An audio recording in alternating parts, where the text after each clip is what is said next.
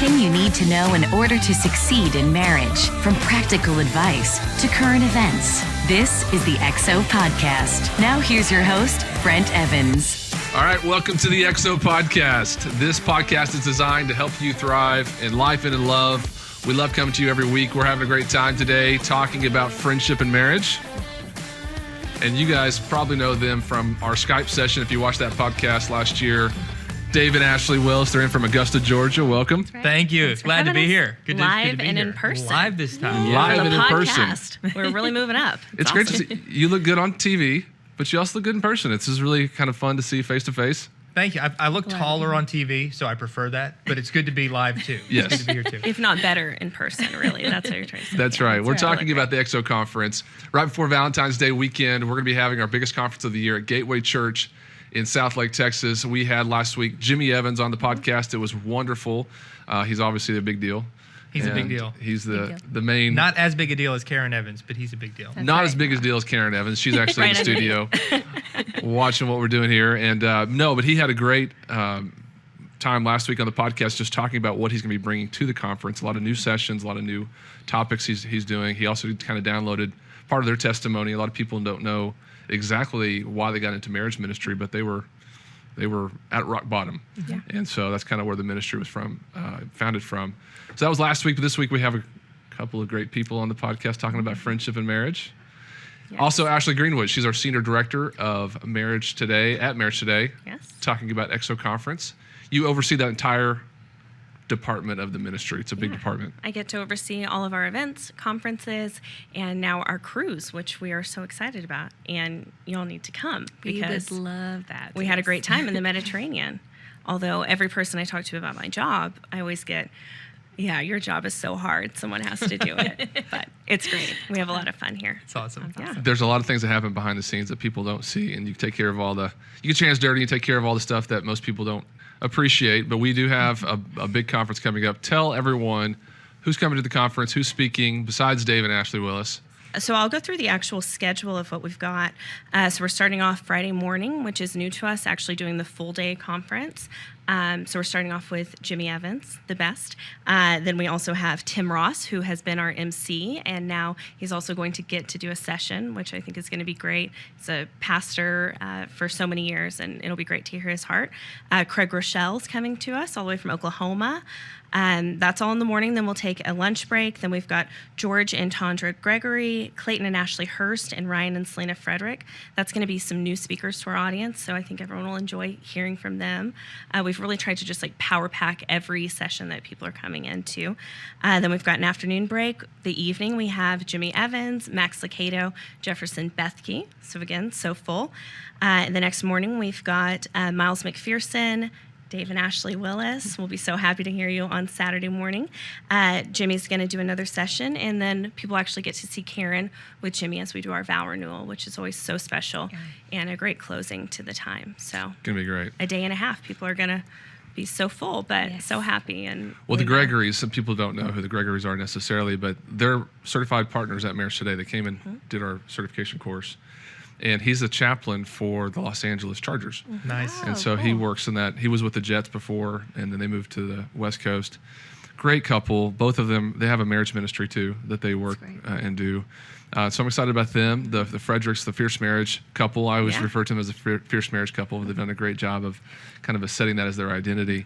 They're known to a lot of people, I think outside, even the circles that I run in. They've got a huge following. Oh, yeah. I think that they'll do a great job. What they will do great. Y'all are probably social media friends. We are. Yes. We're buddies online. Exactly. And excited to meet him in real life. To meet him in person. I always love to look as we're looking at marriage content or tips in the space. Now it's all of our friends. We see you guys all the time. Dave, you're quoted all the time, one of the top ones, which is awesome. And of course, you'll have your Facebook page, which is always growing. So. Well, and even most of the stuff I get credit for saying is something Ashley said. Yes. Not true. It needs to be Ashley and Dave Willis, not Dave and Ashley Willis. That's what they're saying first. Right. Ashley and Dave. Well, we want to hear from you. So you have a session coming up at the XO Conference. Tease it for our audience. Just let them know a little bit of what they can expect. Sweetie, you want to go first? You start, sweetie. All right. I like the sweeties. Yes. Sex. You heard it here first. He's not so subtle. Well, no, we heard him like this I'll just sip on my this water teaching over here. one I time. know. And it was we were at this Christian event, like ministry event. Among other pastors and their wives. Pastors, all Yeah. adults. And there was this couple, and they were leading a session. And I didn't even know until the end of the session that they had been talking about sex the whole time because they were afraid to say the word. They were saying things like intimacy, Comfort. encouragement.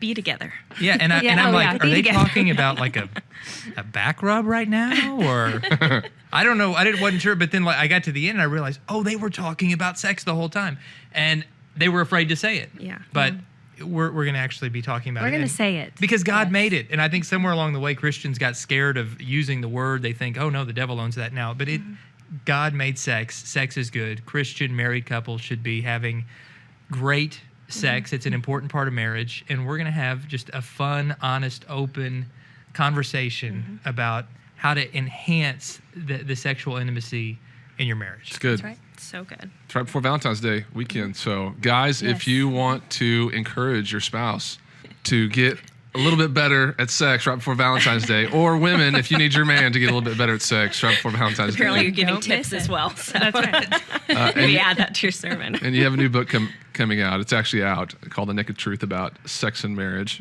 That's right. The most exciting part of the book is that Brent Evans' name is on the front I as like the that. lead Yes. endorser. So How's that worked out for you so far? It's been amazing. It's been great. like your name's above ours. Wait, It's there's Evans on the cover. That's not Jimmy Evans? Oh, but it's Brent Evans. That's fine. That's No. good. It's pushing them. No, it's great. It really is a good book. I was actually rereading it, going through it for the podcast, and again, just so practical, so many good, useful things. I read a brief little line too about some people think that sex is just for procreation purposes. How could you think that would just be the only reason? And now that you're engaged, Ashley just got engaged. Ashley Greenwood just got engaged on Friday. Yeah, I feel not like- even a week. Yes, you're preparing for the moment. Oh, yes. So it's That all, ring is impressive right now. Thank I think you. people will be You did able a to very see good that job. even through the radio. It's like really nice and shiny. It's beautiful. Thank you. Thank you. her fiance did a great job He did. proposing, keeping it a secret. That's awesome. It's an exciting time. But It is. yes, at Marriage Today, we talk about sex all the time. And You're trying I'm to always, you're trying to Oh, am I change the subject. segueing? I thought I was You were tying it trying to skirt in, it. but I was okay. going to say that the EXO conference for you this year will be very special because you'll be getting married. Yeah, exactly. Okay, so we have a lot of good stuff coming up on the podcast. We'll be talking to y'all more about friendship and sex in the next segment. We'll also be getting questions to you from Facebook. People are excited about y'all being on the podcast. They wanted to ask you a few Awesome. That's awesome. serious sexual questions. I hope you Hey. can handle them. We'll throw all the Do our tough ones to best. Ashley. She's Yeah. gonna get. She'll knock it out of the park. Yeah, sex can get a little awkward sometimes. Yes. I don't want to know everybody's deepest, darkest secrets when it comes to the Right. bedroom stuff, It but does Yeah. kind of open a door. Sometimes, we're a marriage ministry, so we want to help people, but then it's very detailed, questions and yeah. answers. So that's okay. That's what y'all are here for. that's right. Y'all did a Facebook Live, too, on that. I thought y'all were really brave because that's really putting stuff out there, but y'all Yeah. did great. Thank you. It's awesome. We try to just be real and honest about it. Yeah, just be. We don't claim to have all the answers, but we're always happy to engage in an honest conversation about it. Was that the one that was in y'all's bedroom with y'all's robes on? That's the one with. Okay. Yeah. I saw the one in the car, so Right, y'all are we- talking about it all we the usually time. We do just it in talk the about it car. wherever, whenever we know.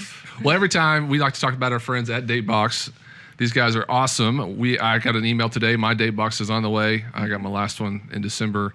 This one is coming for January. It's a new year. My wife and I are excited about it. We love doing date nights anyway. We have a weekly date night. We try to go to a restaurant or do something together, but this actually brings us a new way to have date night. Go to getdatebox.com. Use the promo code EXOPODCAST. You'll get your first month for free. All you have to do is pay $5 for shipping and handling. Date nights are great. Absolutely. They are awesome. Make it a priority. Yes. Well, these guys make it easy for you. So go to getdatebox.com. Use the promo code EXOPODCAST. We'll be right back with Dave and Ashley.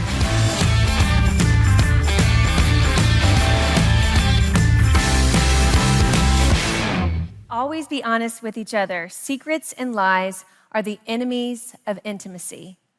And a verse that we have that goes directly with this is Genesis 2:25. It says, Adam and his wife were both naked and they felt no shame. And when we read this verse, for those of you who heard naked and you're with us for the first time, welcome back. Yeah, you Then said it naked, perked and you half up, the guys right? like perked up. Naked They're like, what? Yeah. Where? Okay. It's So we're a- glad you're here. It's a great Bible verse. It is. We love hearing the word naked. Being naked and being married is awesome, right? And of course, they're talking about the physical nakedness there. But we believe, when God was talking about this, when he was designing marriage and he said they were both naked and felt no shame, he's talking about them being naked on a spiritual level as well, having what we like to refer to as a naked marriage, where there are no lies between them. There are no secrets. There's no hidden bank accounts. There's no secret cell phones. There's no friends on Facebook they don't want their spouse to know about. There's nothing that we hide from our spouse, because when we do this, we don't have the kind of marriage that God wants us to have.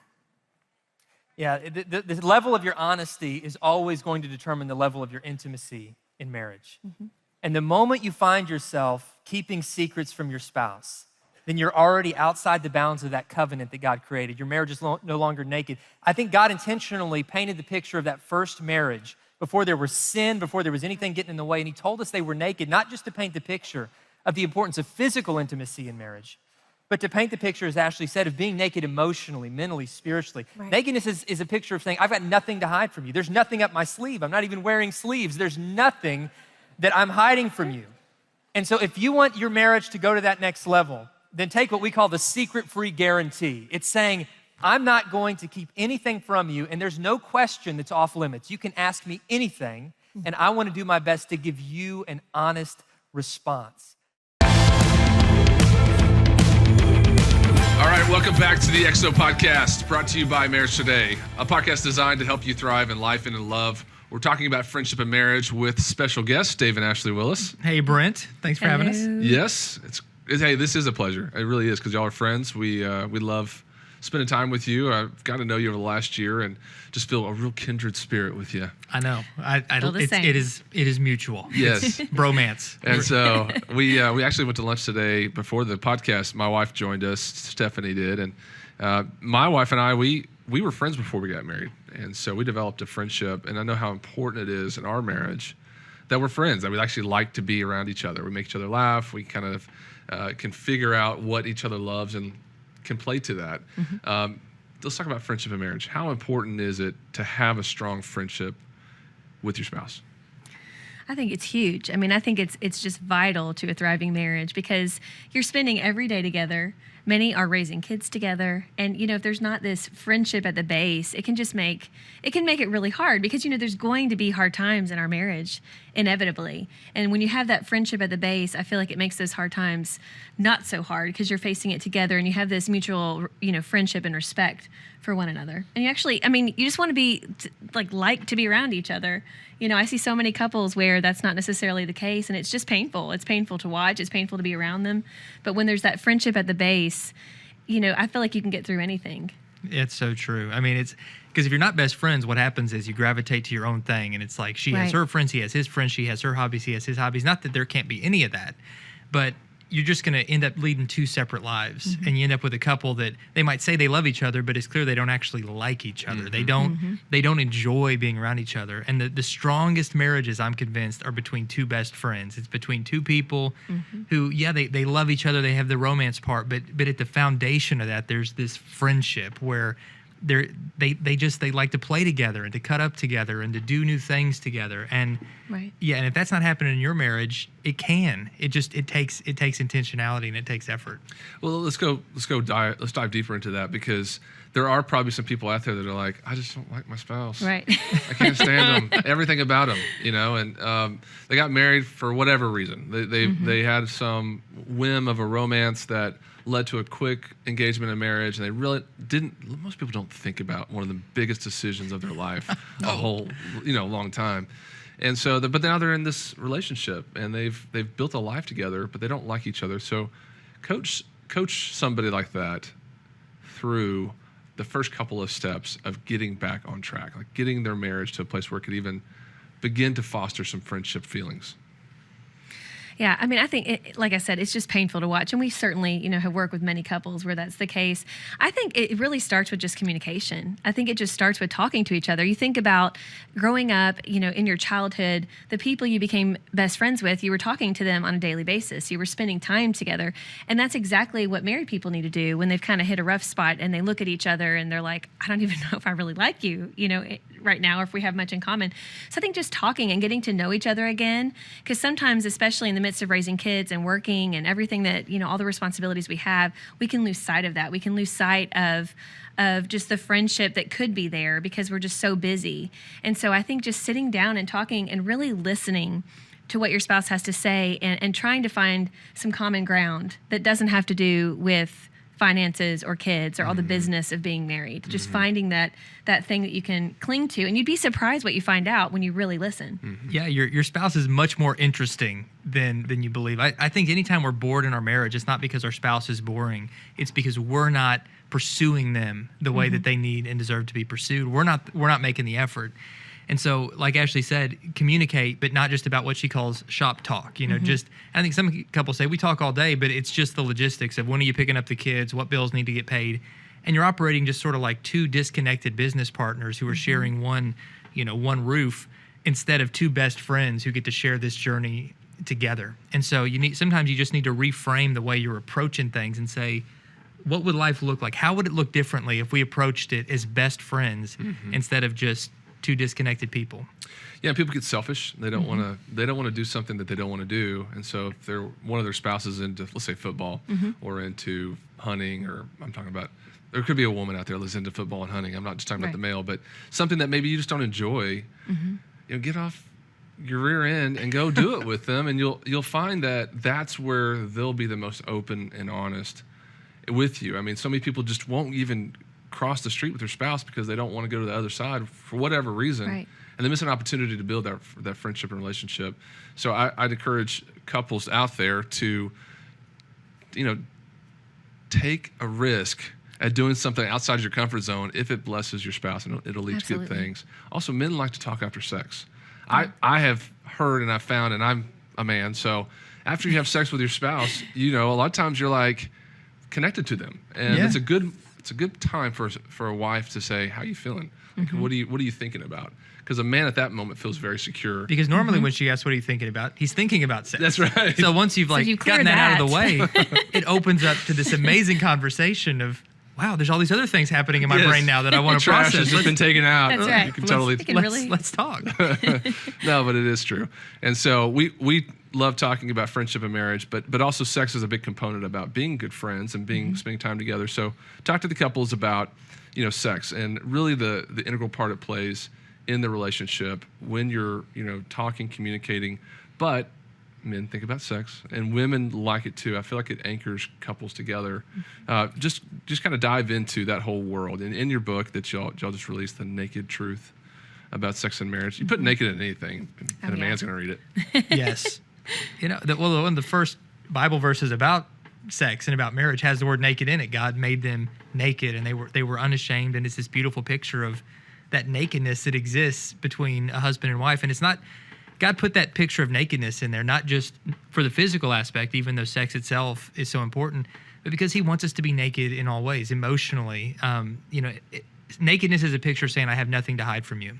And so one of the reasons why nakedness and specifically sex is such an important part of your marriage and that friendship in your marriage is because it's total transparency. It's total vulnerability. It's saying, I've got nothing to hide from you. Like, I'm naked in every way, physically, emotionally. You have full access to every part of my mind, my heart, my life. And that forges and bonds a husband and wife together in such a beautiful way. And so if a husband and wife are neglecting that God-given gift, that aspect of their marriage, really they're putting up barriers that's blocking that nakedness and that connection and that friendship. And so, I think the more you prioritize the sexual intimacy in your marriage, honestly, the better friends you will become with your spouse, because it's not just a physical act. It's this sacred, emotional, spiritual, on every level, it's a way to connect together. It's good. I want to back up and talk about something real quick. Talking about friendships, you know, we had a conversation before the podcast about how the Facebook page that y'all have, Marriage, it's so well branded as just marriage, and it's really genius. It honestly Very specific. Oh, you know. But there was one post that really kind of got y'all off the ground, and it was about, you tell it, Dave. You tell the story way better than I do. Well, it was just simply about being very careful about having opposite sex friends. And then, you know, Ashley's developed that thought and written blogs about this, which have become some of the most popular blogs that either of us have ever written. about how when you develop close, intimate relationships with someone of the opposite sex that's not your spouse, it can really become a dangerous, slippery slope. And Sweetie, you've written about this. You want to talk about? Oh, absolutely. And it's just one of those things where I think it starts innocently, especially when a husband and wife aren't being vulnerable with one another. We still have that desire to be vulnerable with someone. And so what happens is you go to work. Maybe as a woman, there's this guy that you find easy to talk to. You feel like you're kindred spirits. And before you know it, you're talking and sharing more with this man than you do and ever have with your husband. And it kind of starts binding your hearts together. And naturally, how we're made, with the opposite sex is it wants to become, we want to become physical. It's like just taking it to the next step. And so we hear from so many couples where it happens this way. It starts innocently. They're just looking for friendship. And before they know it, they're in a hotel room somewhere with this person and they have just, had an affair. And they never intended on getting there. They never thought it would take them there, but that's what happens. And when we shared that post, we had all kinds of people saying, yes, this busted up my marriage. Thank you for speaking on this. I wish I had known this. But then we had a lot of people get very angry and say that's so close-minded. My best friend is, a man, or my best friend's a woman, and it's not a big deal. But then, I'm just telling you all, it's messing with fire. It's just messing with fire. And there's really, where can this friendship go? Where can it go? And I just think it really challenges the friendship between a husband and wife. And I just think that anytime, we need to really put boundaries in place. And anytime we're saying something to someone of the opposite sex that we would not want our spouse to hear and be standing right next to us, then we're obviously in a danger zone. Or if we're in a room alone a lot at the workplace or wherever, at the gym, with this person of the opposite sex, that's a danger zone. I mean, there's just no good place that can go. And we share this not to be harsh or closed-minded. We share this because we've seen it bust up marriages more times than I like to tell you. I mean, it's just dangerous. And it's honestly disrespectful to your spouse. And I know that people, if you're listening to this right now and you have a close friend of the opposite sex, I know that that's not your intention. But I just want to warn you and just say, really think about if this friendship is worth it and if there's any lines that are being crossed here, because it's just something that I would just hate to see bust up your family or hurt your marriage deeply and hurt your spouse. So really think about your friendships, not only of the opposite sex, but all friends. All of our friends need to be pro-marriage, for our marriage, for us, for our spouse. And if they don't love God and love you and love marriage, then they probably don't need to be your friend anyway. It's good advice. Well, I mean, I'm not a prude, and I'm not like totally legalistic about everything in my life, but that is dangerous. Yes. And I was planning a surprise party for my wife last year, and I need to get her friends involved, right? And I find it awkward to even text her friends, so I would copy their husbands in on the text thread, because I don't want to have a conversation with somebody else's wife, even if it's totally innocent, me trying to plan a surprise party, because there was a time where my wife was on Facebook, and an old friend of the opposite sex just IM'd her, and I knew the guy, and it was fine. There was no threat there, but it made me feel weird. I told her, I was like, "That's real weird that he's just out of the blue IMing you, not me, but you, and striking up that conversation." And it was fine. I don't want somebody else to get the wrong idea of what my intentions are. So I'm always about being in the open, being honest. So the people listening out there, if you've got a friend that's of the opposite sex, just have conversations with your spouse involved, or with another person that's got accountability to it. It's not that you can't be friends with them. You just can't go and spend one-on-one time. It's the one-on-one with somebody of the opposite sex, because it definitely leads to a place where you either open up to this person something that you would not share with your spouse, and that leads to a moment. It just takes one moment of temptation or of weakness. And then if you're drinking, or if you're doing anything else, it just adds to that. You're looking at a situation where you didn't intend for it, but you were just sliding down that slippery slope because you didn't put some measures in place to protect an affair yourself. isn't one huge bad decision. It's 1,000 small bad decisions that leads up to that one huge bad decision. And you just have to be so careful when you get down that road. And honestly, it can happen to any of us. There's none of us that are immune. We always have to be on our guard. We have to really think about our actions and what we're doing, because like you said, I mean, Brent was saying it, there's any moment of weakness, and we all can go through those moments. We can be frustrated with our spouse, and maybe we run to that friend of the opposite sex, and we just want someone to talk to and process it with because he's a man, like your husband. And so it's innocent, but it ends up just going down a road that nobody ever intends to go down. And so that's why we warn against it. But yeah, if you can be couple friends and, have that, like you said, tag your spouse, or put them in the conversation if it's a text or something, it just really puts those safeguards in place. It makes you beyond reproach so that you can't find yourself in that kind of situation. And, these may seem like drastic things to do, but honestly, we have to be willing sometimes to do things that maybe seem bizarre to the rest of the world, but it's there to protect our marriage. Mm-hmm. So true. Speaking of bad decisions, why do people make sex tapes or take pictures of themselves nude and send it to their I don't know. spouse? I think some people have too much self-esteem. I think they're like, I want to record the way I look right. I don't know. The thoughts never entered into my mind. Well, I'm not talking about Paris Hilton. I'm talking about real people, even Christians, that love to, do that. And the dangerous place is that other people can see that stuff. Yes. They can't, you guys, whenever you record anything, a picture, a video, it is out there forever. Yes. Forever. You can think, forever. You can think you're erasing it or whatever. It's not erased. It's not. No. It's always there. I'm surprised. I'm There's shocked the cloud. at Yes. the amount of people the that would. ever all-seeing cloud. cloud. I don't even know what it is, but it's where stuff ends up. And you when you record something, you don't have control over it. No. You might Right. think that you do, but you don't. And that's so scary. Yeah, Yeah. and so it's just for 100 reasons or more, it's a bad idea. Couples think, oh, but it's just for us. For I don't know how they justify it, but it's just not good. Sure. You just wouldn't want it to end up, in the wrong hands, and it very well could. And so I just would warn against that. I mean, I'm sure there's couples out there, and I don't want to judge them if they do this because that's Right. fine. But there may be a couple that really that's how they develop intimacies. They like Right. to perform and then watch it. We talked about John Madden.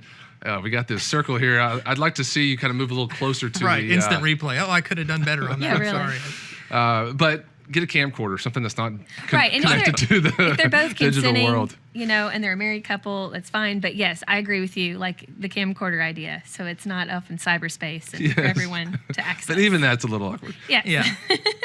I don't want a camcorder on yeah. No. I'm not that confident.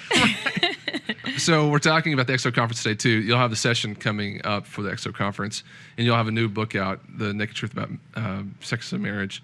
Talk a little bit more about the book. How can people find it? Like, what's the latest with the book? And y'all doing a big tour? Y'all going around the country, around the world? This is part of the Naked Tour right here. Oh, This is- Naked tour. It's you then Oprah. And but thank you for Brent. Your name's on the front of the book, of course. So thank you for that glowing endorsement. We just appreciate your partnership. It's heartfelt. I Yes. appreciate it. But yeah, it's on Amazon. The most fun part of the whole journey is we made it into an audiobook, and so us recording it together and in a setting like this, reading through it with the dear friend who was producing it that I just kind of kept apologizing for. It's like, man, you're going to blush on this part. I'm sorry.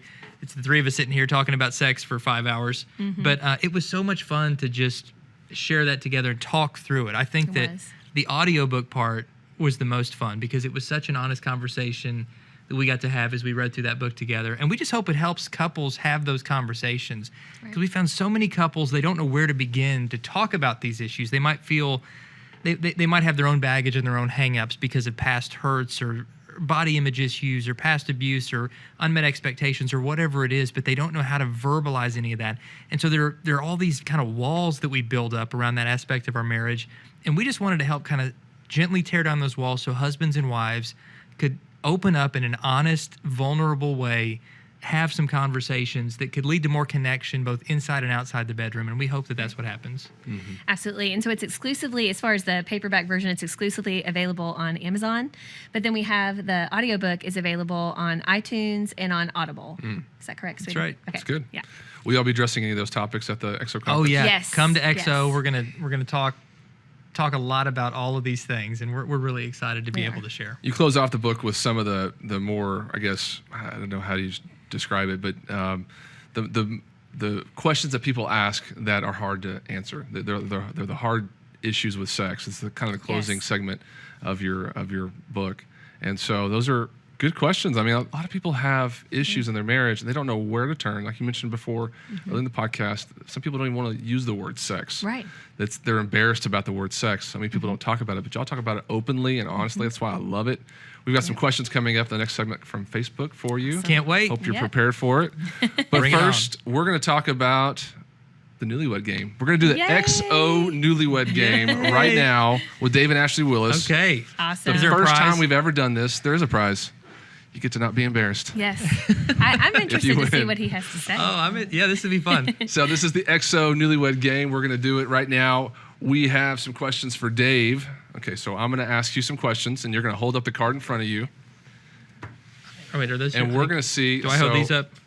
Okay. These are questions that you wrote. You Uh-huh. answered for Ashley. You're going to see if you got the right answer. Okay. What is Ashley's favorite type of food? Okay. Okay, yeah. I probably misinterpreted the question because now thinking about it, it sounds more like a category of food. But I went very specific, and her favorite I don't know what he said. thing that she's been liking lately is a mushroom pizza. Oh, I do like mushroom pizza. You just had it at lunch. Oh, I did have it at lunch. I know. I thought that was a sure giveaway. But But it's not what I said. what did you say? I said sweet. Oh. Yes. Because I really have a sweet tooth. So. She does, but But I do like mushroom pizza too. yeah, it's okay. All right. So where was your first date? Waffle House.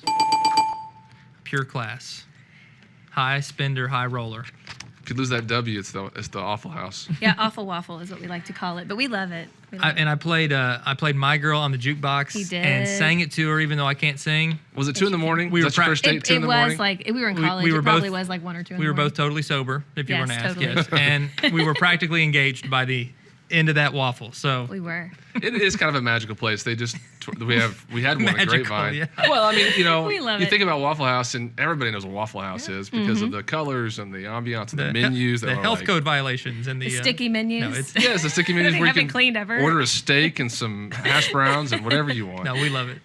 Which one of your kids has the best sense of humor? You know, they're all funny. Yes. I would have to say Connor, our second Yes. one, is Ding, like ding, ding. He is so funny. He could be a comic. He is just a funny He gets kid. that from Dave for sure. Oh, stop. He does. All right, where would Ashley say she had the best vacation with you? I would say that would have to be Ireland. Yes. Good job. And it was awesome. And I want to go back. I watched y'all fill out these separately, so that's good job. 2 in a Yeah. row. 3 in a row. Good job. 3 in a row, yes. Waffle House, Connor, Ireland. Forgot about did it, Waffle House. yes. I was already forgetting about Waffle House. What state best encapsulates Ashley? The state and the union.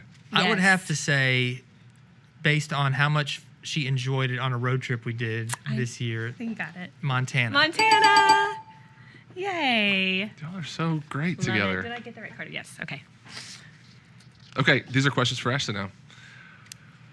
Where was your first kiss?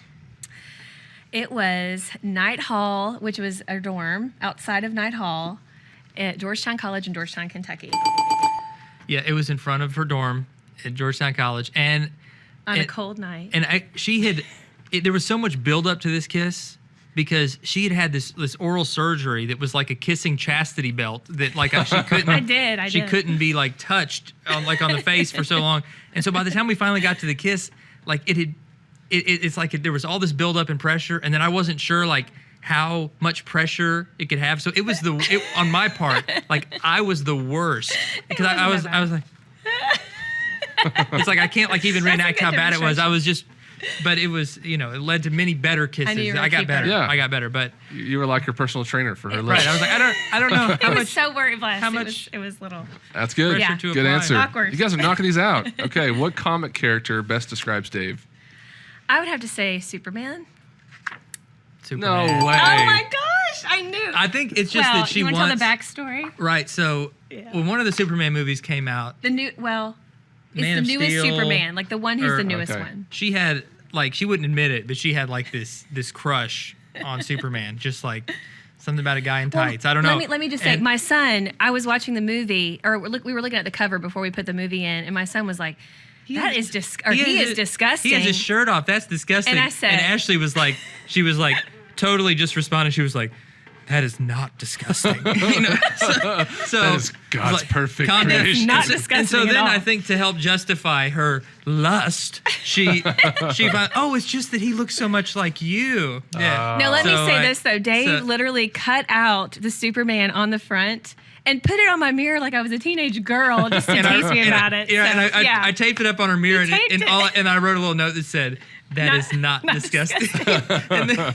But she always like, "No, it's because he looks like He does you." kind of look like you. He So does. I'm like, but if I get tights, my love handles look very prominent in tights, and so like it doesn't look right. There's no room to hide in tights. Yeah, right. There's no secrets. That's There's no right. secrets, and so you have to dress for your body type, and that's not. But Superman. Yes, I'm glad you got that one. All right, if you asked your husband to cook dinner one evening, which dish would he prepare? Frozen pizza. Frozen pizza. Yes.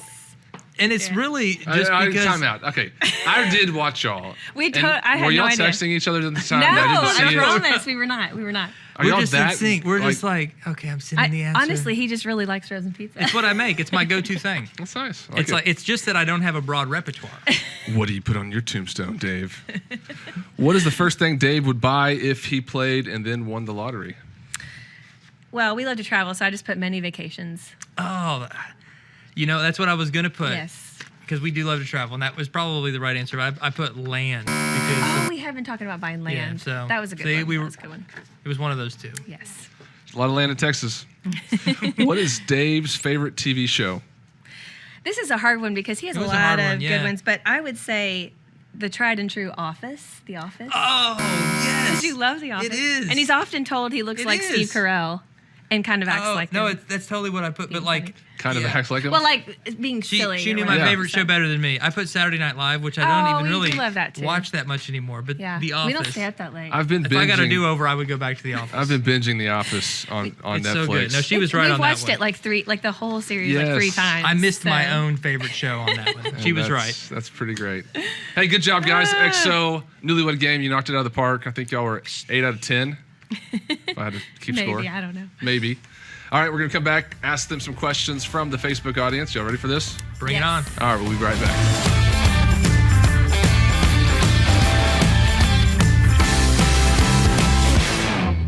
In the laws of marriage, the first law is the law of priority. For this cause, a man shall leave his father and his mother and shall cleave unto his wife. Okay, leave, this is the word leave in the Hebrew. It just means let go of. You're not mean to them, you don't abuse them. It just means your mom and dad, the most important thing in your life before you got married, now has to have another priority. You've got to reprioritize your life to be married. Marriage only works in first place. And if there's any sense of competition, there cannot be intimacy. Here's what it means. If I have to compete with anything to be first in your life, I will not be able to be intimate with you the way that we're supposed to be intimate. I can't compete. This is Genesis 2, 24 and 25. Therefore a man shall leave his father and mother and be joined to his wife, and they shall become one flesh. And they were both naked, the man and his wife, and they were not ashamed. Well, how do we know that that wasn't only spoken to Adam and Eve? Because they didn't have a mother. Adam and Eve didn't have a mother. It says, for this cause a man shall leave his father and mother and shall cleave unto his wife. They two shall become one flesh. The man and his wife were both naked, and they were not ashamed. And so God created marriage in this wonderful, intimate environment, and he created these laws to protect intimacy, to promote and protect intimacy in marriage. All right, welcome back to the XO Podcast. We're having a great time today with Dave and Ashley Willis, the Facebook couple. The Facebook couple. That just has Wow. a nice ring to We it. like It does. It You sounds type in- legit. You type in marriage, you guys are there. I know, which is so wild. Like it doesn't make any sense other than God has a sense of humor, but we're honored to be able to connect a lot of people on Facebook. So thank you guys, those who are listening and watching, who are connected to us online. Your encouragement and your likes and your shares helping get the word out. It means a lot to us. And you actually read the messages coming in. I know we talked Yeah. about that. We really do. We read them. Y'all have real-time inclusion into the Facebook universe. And today we have some questions for you from Facebook. Awesome. They're for you. Yeah, Okay. bring it on. All right. All right. I'm excited. Okay, if a husband divorces his wife, will her remarriage lead to adultery according to the Bible?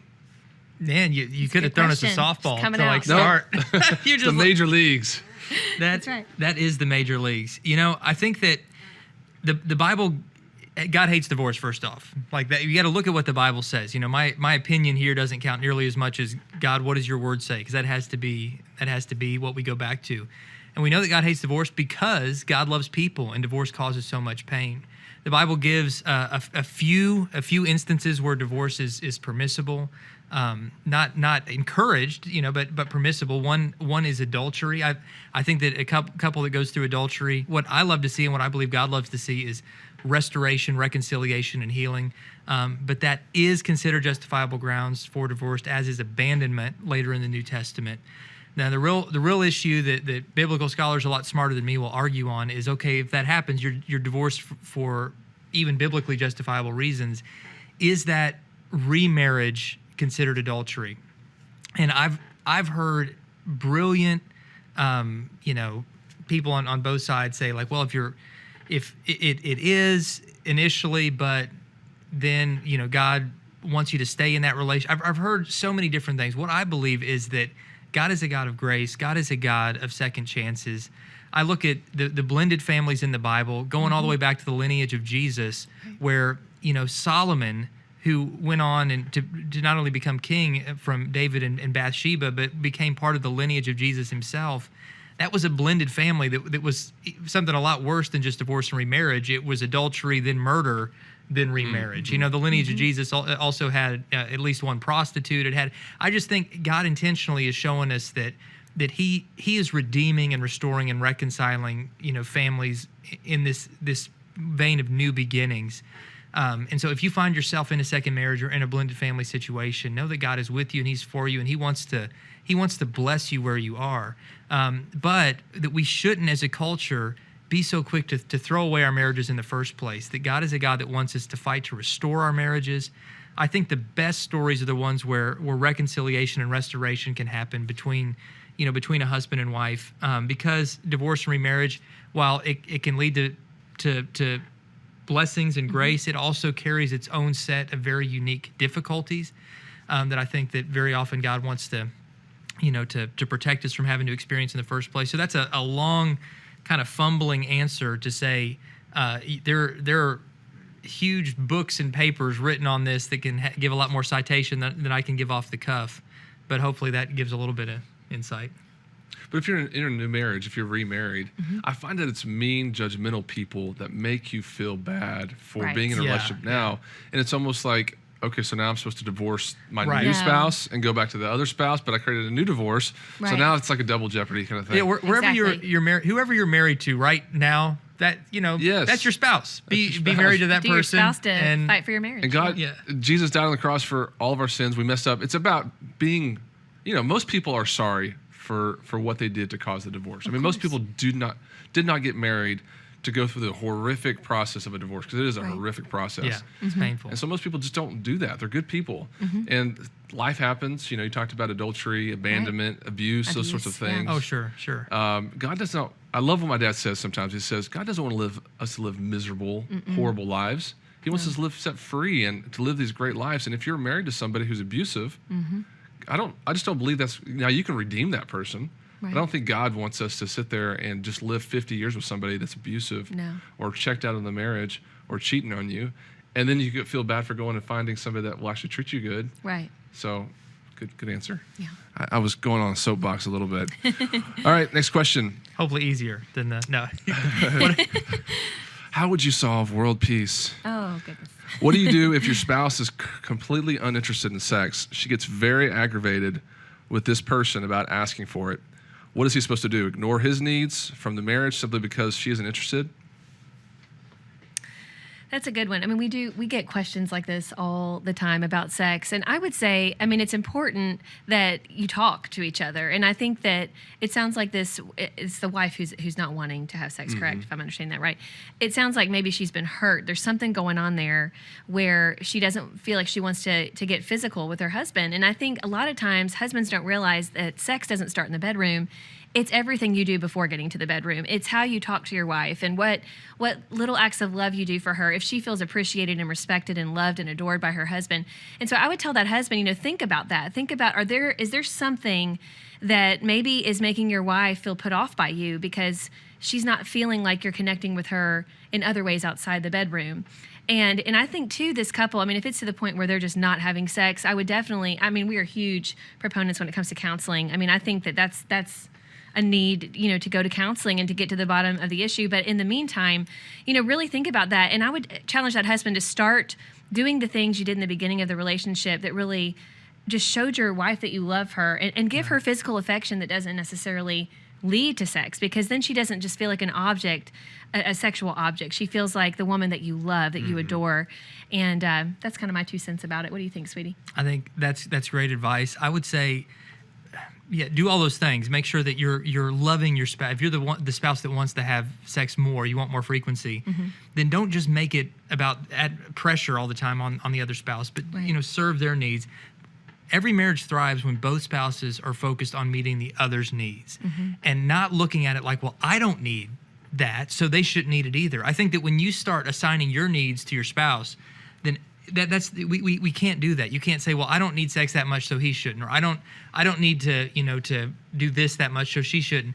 We should say, how can I meet my spouse's need? You know, in 1 or 2 Corinthians, you know, talks about essentially trying to meet the need of whichever spouse has the greater drive as a way to serve and as a way to protect the marriage. Now, that doesn't mean that one just has to be like this on-demand sex object for the other, but it does mean that I think both spouses, this is in all aspects of marriage, look for ways to step outside your own comfort zone, really to serve the needs of each other. And if both people will do that consistently, those are the marriages that really thrive. Right.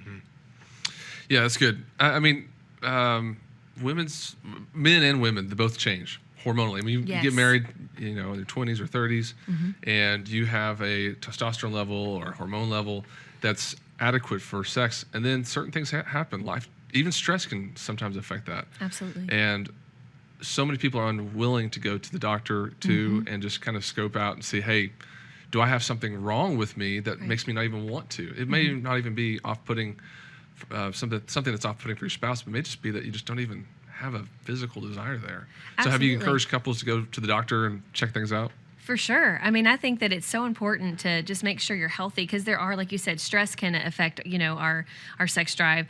It can be, you know, women, when we hit our mid-30s, we start having lower levels of even testosterone. You know, we have, as women, we have testosterone, and that really increases sex drive. And so getting, you know, those levels checked. If you're, you know, in menopause, obviously those estrogen levels need to be checked. And so as for just speaking for women here, I do think it would be important. It's as simple as a blood test. I mean, literally, it's as simple as going to your doctor saying, can I have a blood test? And then you kind of check out if your levels are low. And if they're low, there's things we can do. I mean, there's patches people can wear that up your testosterone or your estrogen levels. There's some more homeopathic methods that you can do. There's, you know, pills. I know men that can take testosterone pills. But it can, you know, there's things we can do for sure. And I think the bottom line is, if we're not engaging in sex, that is a crisis. Like, we need to get to the bottom of what's going on. Don't talk about it first off openly and honestly. And not hatefully. Not hatefully, no, but just talk about it like in a very vulnerable, transparent way. Talk about struggles, issues. Don't be afraid to go see somebody. I mean, just to be like totally vulnerable. I'm probably going to go see a doctor soon. I feel like, you know, lately with stress and just, I don't know if it's age or stress or what, but I've felt off physically in a way that I feel like it's impacting that aspect of our marriage, just with my own, I don't know if it's stress or hormones or what, but I want to get to the bottom of it, so I'm going to go see somebody. So guys, don't ever just say like, no, I'm not going to deal with the issue because it's embarrassing. Or that it'll just go away on its own. Right. Yeah. With whatever. I mean, like if something's not working in your car, you go to a mechanic. If something's not working, you know, in your arm's broken, you go to see a doctor. But if something's not working in your marriage and your sex life, then take action. Don't just assume that it's going to resolve itself, because it's an important thing that we have to be proactive about. But I want to say this really quickly. No matter which spouse is going through this, putting extra pressure on your spouse is not the way to do it. No, that's only going to make things worse. The best thing you can do is say, listen, I'm here for you. I'm not going anywhere. You know, I'm not going to put more pressure on you. I'm just going to come side by side with you and help you through this. I'm going to help you find that doctor. I'm going to help you find that counselor. we will get through this together. And I think, when you take that pressure off, it makes all the difference in the world. So for the husband asking this question, I know he's frustrated, especially when men go a long time without sex. I mean, that can completely affect their mood and make them extra frustrated. But I would challenge him to really try to just soften your demeanor towards your wife and just really come side by side, come alongside her and just help her get the help that she needs. Can I ask you a follow-up question? Yeah. And you mentioned this in the book, but is masturbation a sin? I mean, if somebody's not getting their needs met, sexual needs met, especially a man who's much more prone to think about it 24/7. Sure. Right. Is it okay, even if the spouse doesn't participate, would you find that masturbation is okay in those environments?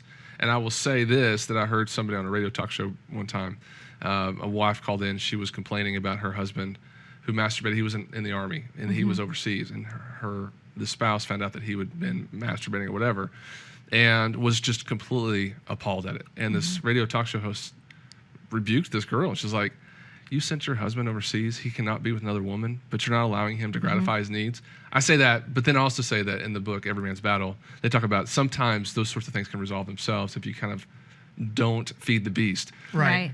I'm saying all to say, is masturbation a sin? Here's what I'll say. Like, the Bible doesn't specifically address, masturbation. There's one like obscure Old Testament reference to spilling seed on the ground, which is actually in a different context. It's not masturbation, and I won't preach the whole sermon on that. But it talks a lot about lust. The Bible treats almost all kind of sexual activity at the root. What's happening in the mind, what's happening in the heart. And masturbation is one of the most dangerous parts of it is in marriage or outside is that it's usually lust fueled. Pornography can link to masturbation, and then next thing we know, we're reducing sex when we masturbate often to just an act for our own physical gratification, to where then when we go and try to have like a healthy sexual intimacy with our spouse, in our mind we're still looking at just sexual release, sexual gratification, in that kind of. In those kind of terms, like it's just I'm now using my spouse as a means to just get quickly to that sexual gratification, for my own relief, my own pleasure. When you're masturbating within marriage as well, what it can do is it can do a lot that's harmful. One is it trains your mind to like just your own fantasy that often maybe your spouse is not connected to. Two is that you're giving your sexual energy away, something that rightfully belongs to your spouse, so that you're not going to be at your best when it comes time.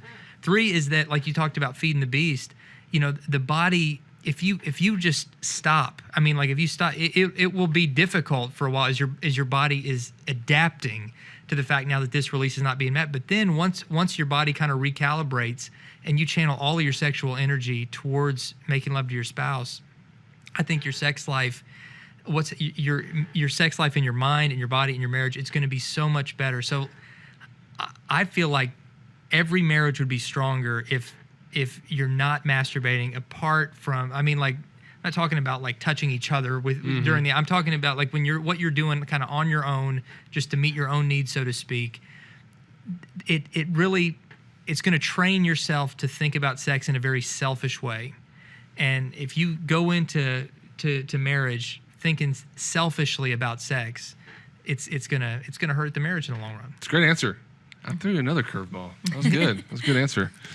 All right. How do you focus and have fun without the pressure, even when trying to conceive? And so a lot of times couples, my wife and I, about 4 years of trying to have our daughter Kate, and it was like a job. It was like my second job. Going home and trying to find out what the calendar was and being there. And I mean, it became a thing that was on the schedule that, I know it sounds stupid, but it got annoying. Well, there's pressure to it. And so something that should be so, right. And I get that. I get the reasons why, you want to have a child, that's a big deal. But sweetie, you want to tackle this one? Well, I would say people who are doing that, I know it's so important and you got to stick to the calendar of when the wife is ovulating. But I think that if you can, have sex at the time when she's ovulating, but also try to just have it spontaneously other times. Try to not always only do it on the calendar, because then it does become a job. And so if you can just kind of have that time to devote to it where it's not so, formal, I guess, because you're following a calendar, it makes it less so much so. and then you can have fun with it and take off the pressure. I think the pressure again is kind of the issue there. Is like we're trying to have a baby, we got to do it now, or we're going to lose that opportunity. Yeah, whenever you're making love, even when it's kind of on a schedule. I think sometimes you have to schedule even when you're not trying to conceive a child. It's hard to be Just spontaneous. Life's crazy. You just need to say like, hey, tomorrow night, can we put this on the little invisible calendar? But make sure you're having fun. I think that one of the best ways to enhance the sexual intimacy in your marriage and the connection in the bedroom is just to be able to laugh together, to be able to have fun, to remind yourselves, God made this to be fun. That's why it feels good. So let's make sure that we're never treating it just like a chore or like a job or something that we have to check off the list, but we're using this as a way to connect and really have fun and be playful. I mean, really, I think there should be laughter in the bedroom. I think that there should be fun in the bedroom. I think so too, and I think too that we have to kind of get to the point where we don't take our emotions out of it. I think when you are trying to conceive and you're following that calendar, it does become an act. But you got to get to the point where you get excited emotionally and romantically about it. And a lot of times that means that we have to take other things off our list that feel like a job. Like I know as a woman, it's hard for me to get in the mood if I feel like my house is a pigsty and the kids are acting crazy. I mean, like it's just hard. And Dave knows that. So, and I want to be able to be fully present, but I can't if I know everything's crazy, Right. And so he knows that. So as a husband, he'll make it he'll be like, okay, like he starts putting away laundry, or he gets the kids occupied, or whatever. We talked about last Short time. play, that's right. But that makes all the difference. So that way it kind of takes you, it doesn't become just the act, like let's get this done. It's just another thing on my list. It makes it, making love instead of just, let's just have another sex. Because it's on the calendar. Yeah. Right. That's good. Good answers. Can a marriage live without sex? This comes in from Instagram. Question from Instagram. Can a marriage live without sex? I would say don't test it. Don't test the hypothesis. It's now I know that in these situations it might be if there's like a medical issue, in sickness and in health kind of issue of a spouse becomes paralyzed or a spouse becomes physically unable, and in those heartbreaking situations, I think that you have to just find other ways to connect physically, emotionally, and you have to work with what you have. I mean, if you physically cannot, then that's creates a whole new set of challenges that each individual couple has to work through on a case-by-case basis. But if it's two healthy people just living in a sexless marriage because, one or both of them thinks, well, this is just the way that it's going to be, now that is a disaster. Right. That is something that's going to lead to either a miserable marriage or a divorce. And so you have to get to the root of the problem of why it's not happening, and then try to resolve those issues. Yeah, absolutely. And I mean, we're talking openly about sex here. I feel like if it's physically that you can't have intercourse, obviously there are other ways to meet each other's sexual needs. And I think that you can't take those off the table. I think that you got to do what you can to stay close to your spouse in that way and to meet their needs, because, a husband and wife are the only two people to meet each other's needs, and that's how God designed it. And so we need to do everything we can to meet that need and to stay close and connected in that way. It's good. I got an email from you this week, and the subject line was, "Is oral sex a sin?" Yeah. Both of you are amazing bloggers, and both of you write online. This particular post, "Is oral sex a sin?" I was sitting there going, I don't know if I want to read this or not. I know. Where's he going with this one? Right. Lake of Fire, oral sex. Probably not that hot. Yeah. I'm not willing to give it up. I don't care what the answer is. But surprisingly, a lot of Christians think that it is. That's why we wrote it. And that's why they grew up in these kind of legalistic settings, and where their parents or their preacher with probably with good intentions and with a non-biblical, because most legalism doesn't come from the Bible. It comes from just like all legalism, it's like adding our own rules that aren't actually there. But believing that no, it's in there. It's against the Bible, and it's not. I've read the whole Bible. Trust me, it's not in there. Now I will say that obviously, like any form of sex, it has to happen exclusively within marriage. It's not a moral or ethical substitute for that dating couple that's just looking for ways to not have intercourse but to stay connected. Yeah. It's meant for marriage. If and it needs to require mutual consent, like any kind of sexual activity, and it needs to really affirm the spouse, each other, not use each other in like this lust fueled fantasy of trying to relive something you saw in pornography or whatever else. Like all forms of sex in marriage, it has to come from a place of love and wanting to serve each other, wanting to connect with each other. But if those things are happening, I think God gives us an enormous amount of freedom in the bedroom. I think that just to create and to explore and be fun and innovative, and I don't think that he's up there like calling fouls and blowing this referee whistle saying, no, that's out of bounds. I think that we have a whole lot of freedom as married couples. Mm-hmm.